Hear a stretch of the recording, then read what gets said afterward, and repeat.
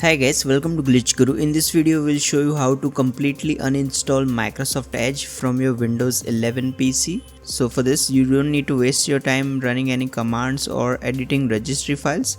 The easiest way to uninstall Edge from Windows 11 is to use a third-party app called Vice Cleaner.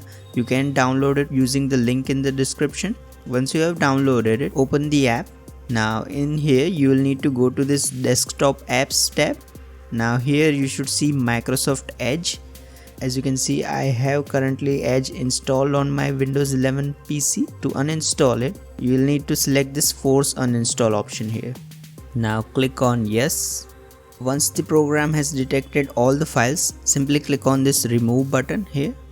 So now let's try opening Edge on my PC. So let's just use this shortcut.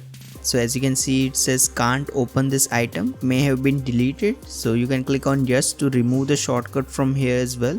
Now let's try opening Edge through the start menu. I'll just type in Edge. As you can see, it no longer shows up in the start menu. Instead, Windows gives me the option to install it, which obviously we are not going to do. If you find this video useful, please don't forget to like and subscribe to Glitch Guru.